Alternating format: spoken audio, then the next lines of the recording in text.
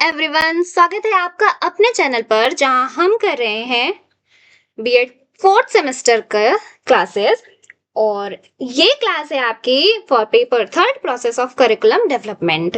ठीक है। और इससे पहले हम इसकी एक क्लास कर चुके हैं जिसमें हमने पेपर फर्स्ट में ही पढ़ा था, मतलब पेपर थर्ड में ही पढ़ा था, concept of curriculum, meaning of curriculum, definitions of curriculum. बहुत अच्छे से डेफिनेशंस पढ़ी थी, वो क्लास जरूर देखिएगा, आपको क्लास में ही सारी डेफिनेशंस याद हो जाएंगी। मतलब एमसीक्यू है आपका, तो आपको तो बस टिक लगा के आना है, तो उस हिसाब से आपको याद हो जाएंगी। और वो लिंक आपको आई बटन में मिल जाएगी, डिस्क्रिप्शन बॉक्स में भी मिल जाएगी, और प्लेलिस्ट बन चुकी है, आप प्लेलिस्ट में भी देख सकते हैं। ठीक है। और उसके बाद हमने पढ़ा है differences among the curriculum, syllabus and course of study. बहुत इंपॉर्टेंट है ये टॉपिक भी। और आज हम स्टार्ट करेंगे नेचर ऑफ करिकुलम। ठीक है। और भी चीज पढ़ेंगे, लेकिन स्टार्ट करेंगे हम नेचर ऑफ करिकुलम से। और जैसा कि आपको पता है, हम कर रहे हैं वीक में 2 क्लासेस, एक मंडे को एक फ्राइडे को। मंडे को हम कर रहे हैं पेपर फर्स्ट और फ्राइडे को कर रहे हैं हम पेपर थर्ड। ठीक। तो और दोपहर 1 बजे ये क्लास प्रीमियर होती है, तो अगर आप लाइव पूछेंगे कुछ भी तो मैं तुरंत आपका जवाब दे पाऊंगी। बाकी अगर आप लाइव नहीं भी देख रहे हैं, अभी देख रहे हैं, तो भी जरूर, अगर आपका कोई डाउट है, कुछ पूछना है आपको, तो जरूर पूछिएगा, कुछ फीडबैक देना है तो जरूर दीजिएगा। उसका आंसर अगर मेरे पास होगा तो आपको जरूर मिलेगा, कभी भी आप ये वीडियो देख रहे हैं। ठीक है। बेझिझक। करिकुलम की प्रकृति, जैसे कि आपने सुना होगा कि हम कहते हैं कि इस इंसान का ना नेचर बहुत ही रूड है, या इस इंसान का नेचर बहुत फ्रेंडली है, या ये बहुत बोलता है और ये बहुत चुप रहता है ना। वैसे ही आज हम करिकुलम भाई साहब का नेचर देखेंगे। किस नेचर के हैं ये, चलिए देखते हैं किस नेचर के हैं ये। ले लेते हैं हाइलाइटर।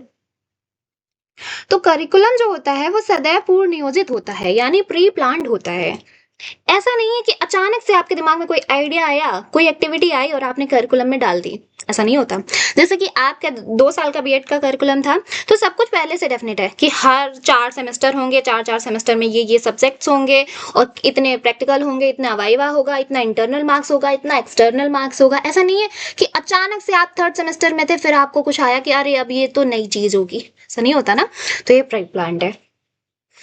अब देखते हैं हमारा अगली बात, अगला नेचर जानते हैं कैसा है। पाठ्यक्रम के होते हैं 4 मुख्य आधार। कौन कौन से? एक है सामाजिक शक्तियां, एक है स्वीकृति सिद्धांत, द्वारा प्राप्त मानव विकास का ज्ञान, अधिगम का स्वरूप तथा ज्ञान और संज्ञान का स्वरूप। जानते हैं ये है क्या? सामाजिक शक्तियां मतलब हम जिस समाज में रह रहे हैं, ऑब्वियस है कि हमारा पाठ्यक्रम उसी के तरीके का होना चाहिए।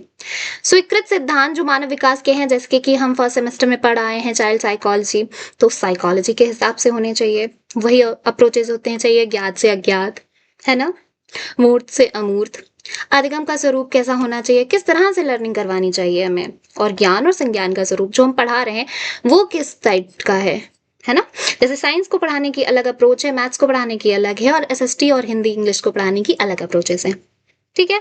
तो ये है पाठ्यक्रम के 4 मुख्य आधार, याद रखिएगा आप। क्योंकि इसी तरह देखिए, इसमें अगली लाइन लिखा है ना, विशिष्ट समाज विशिष्ट आयु वर्ग के बच्चों के लिए होता है ना। अगला है कि पाठ्यक्रम जो है वो लक्ष्य या प्रयोजन उससे संबंधित शैक्षिक उद्देश्यों से निर्दिष्ट होते हैं। ठीक है। इसका मतलब क्या है कि पाठ्यक्रम के जो लक्ष्य हैं, जो भी लक्ष्य है वो क्या होता है, उससे संबंधित शैक्षिक उद्देश्य, मतलब जैसे कि हम किस शैक्षिक उद्देश्य से पाठ्यक्रम बना रहे हैं। जैसे बीएड का पाठ्यक्रम अलग होगा, है ना, हम बीटेक करेंगे तो उसका पाठ्यक्रम अलग होगा। बीएड का पाठ्यक्रम ही है कि आपको एक अच्छा टीचर बनाना, आपको आपके अंदर टीचर वाले सारे गुण डालना, है ना। टीचर क्या, सारे ही गुण डाल देना। आप ही काउंसलर हैं, आप ही क्या कहते हैं उसे, आप ही डॉक्टर भी हैं, आप ही सब कुछ हैं आप। ठीक है। सब कुछ आप ही को करना है, आप ही मैनेजमेंट भी आप ही को करना है, आप ही को क्रिएटिविटी करनी है, इतने अच्छे अच्छे टीएलएम बनाने हैं जो कि आपने बनाए होंगे, है ना, थर्ड सेमेस्टर में, सेकेंड सेमेस्टर में। तो यही है इसकी नेचर। किसकी नेचर? करिकुलम की नेचर। और फिर क्या है, जो अध्यापक होता है ना, उसकी विद्या सारे बच्चे एक जैसे तो होते नहीं है, तो ये भी देखता है जो करिकुलम होता है कि इंडिविजुअल डिफरेंसेस को भी ध्यान में रखता है और सभी बच्चे उसमें पार्टिसिपेट कर सकें। ये भी करिकुलम का नेचर होता है। सिर्फ किसी एक वर्ग के बच्चों के लिए नहीं बनता है करिकुलम। तो हम कह सकते हैं कि पाठ्यक्रम के उद्देश्य, आधार तथा मापदंड की दृष्टि से अध्यापक में उपयुक्त व्यावसायिक निर्णय लेने की क्षमता होनी चाहिए।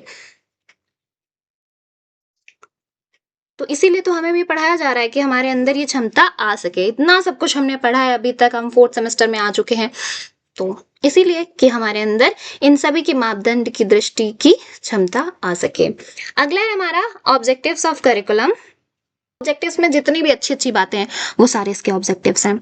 जैसे कि छात्रों का सर्वांगीण विकास करना। अब सर्वांगीण विकास में वैसे तो सब कुछ आ जाता है ना, शारीरिक, मानसिक, बौद्धिक, नैतिक, व्यवसायिक, सांस्कृतिक, आध्यात्मिक, हर तरीके का विकास। तो ऐसा करिकुलम बनाएंगे जो हर तरीके का विकास करे, जो हमारी सिविलाइजेशन और जो हमारे ट्रेडिशंस हैं उनको क्या करे, हस्तांतरण करे और उनको डेवलप भी करे। बालक का नैतिक व चारित्रिक विकास करे। मैंने कहा ना, जितनी भी अच्छी अच्छी चीजें हैं सब कुछ। बालक की मानसिक शक्तियों का विकास करे, बालक की रचनात्मक व सृजनात्मक शक्तियों का भी विकास करे, लचीले मस्तिष्क का निर्माण करे। मतलब ऐसा नहीं है कि बालक है नहीं बरसों पहले तो ये होता था तो अभी भी यही होना चाहिए, नहीं, उसके अंदर फ्लेक्सिबिलिटी आए। खोज की प्रवृत्ति बढ़े, तभी तो रिसर्चर्स होंगी ना, जब खोज की प्रवृत्ति बढ़ेगी। बालक को भावी जीवन के लिए तैयार भी करना चाहिए, ऐसा पाठ्यक्रम नहीं होना चाहिए जो उसके फ्यूचर में बिल्कुल काम ही ना आए। शैक्षिक प्रक्रिया का स्वरूप निर्धारित करे, ठीक है, कि कैसी होनी चाहिए शैक्षिक प्रक्रिया। साथ ही साथ बालक की क्षमता, योग्यता व रुचियों का विकास करे। बालक को समझ में आए कि मेरी क्या एबिलिटीज हैं और मेरे क्या इंटरेस्ट है ना। जब उसको ऐसा करिकुलम मिलेगा ना जिससे वो समझ पाएगा। एक ही तरीके का करिकुलम अगर हम उसे पढ़ाएंगे तो कोई बच्चा, अगर हम सिर्फ मैथ्स वाला करिकुलम पढ़ा रहे हैं, कोई बच्चा आर्ट्स में अच्छा है तो वो कैसे समझ पाएगा कि वो आर्ट्स में अच्छा है। तो हम ऐसा करिकुलम बनाते हैं, इंटीग्रेटेड करिकुलम बनाते हैं, उनके बारे में भी हम आगे पढ़ेंगे।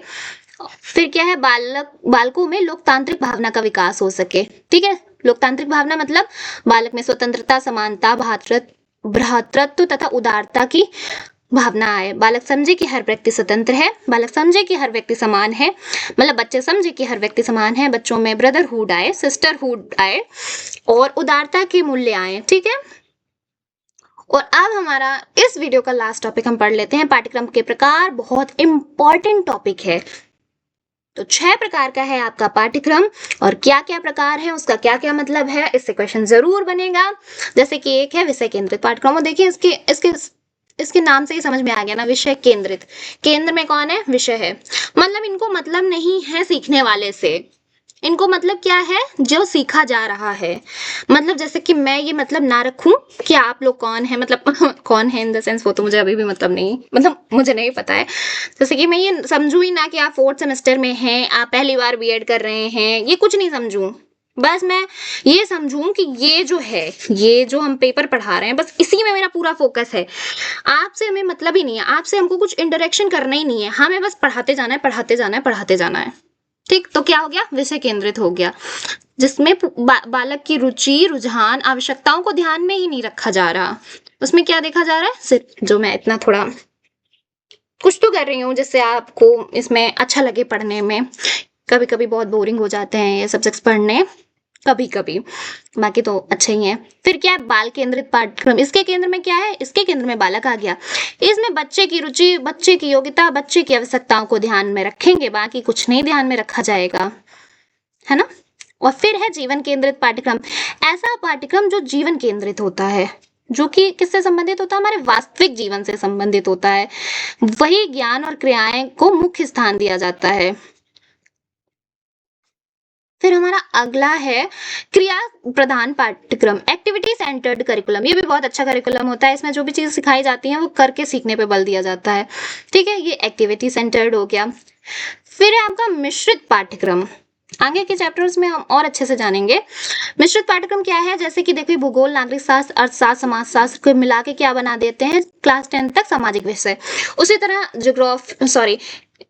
केमिस्ट्री, फिजिक्स और बायोलॉजी को मिला के 8th तक आपका क्या रहता है, साइंस। उसमें सब सारे चैप्टर्स रहते हैं, फिजिक्स के भी रहते हैं, बायो के भी रहते हैं और एनवायरनमेंट के भी रहते हैं और साथ ही केमिस्ट्री के भी रहते हैं। तो ये क्या है, फ्यूज्ड करिकुलम है, ठीक है, मिश्रित पाठ्यक्रम है। और एकीकृत पाठ्यक्रम क्या है, जिसमें समस्त विषयों की पाठ्य सामग्री और क्रियाओं के बीच ना हम रिलेशन बनाते हैं और एक यूनिट के रूप में उनको दिखाते हैं। जैसे कि आपने बहुत बार सुना होगा कि फिजिक्स और मैथ्स में बहुत सिमिलरिटीज रहती हैं, है ना। कुछ सिमिलरिटीज केमिस्ट्री और फिजिक्स में भी रहती हैं, जैसे कि जो फिजिकल केमिस्ट्री रहती है वो बहुत ही हद तक फिजिक्स से रिलेटेड रहती है, क्या बता रही हूँ मैं, ठीक है। फिर भी ये आपको इससे क्योंकि थोड़ा आइडिया मिल जाएगा कि क्या कहना चाह रहे हैं हम, है ना, इंटीग्रेटेड करिकुलम। तो इस क्लास के लिए इतना ही। नहीं, पहले मैं आपसे एक क्वेश्चन पूछ लेती हूँ। मैंने कहा था ना कि क्लास की लास्ट में क्वेश्चन जरूर पूछूंगी, कॉमन सेंस से है, मतलब वैसा नहीं है जैसा मैंने आपको पढ़ाया था, पर आप बता देंगे। जैसे मैंने कहा ना, ये पेपर थोड़ा इस टाइप का रहता है कि ऐसा एकदम जैसा आपने पढ़ा है वैसे ही क्वेश्चन नहीं आ जाएगा, पर अगर आपने पढ़ा है तो आपसे क्वेश्चन हो जाएगा।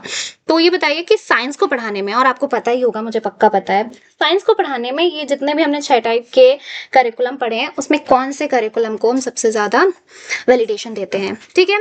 और कमेंट में अपने आंसर को ज़रूर बताइएगा।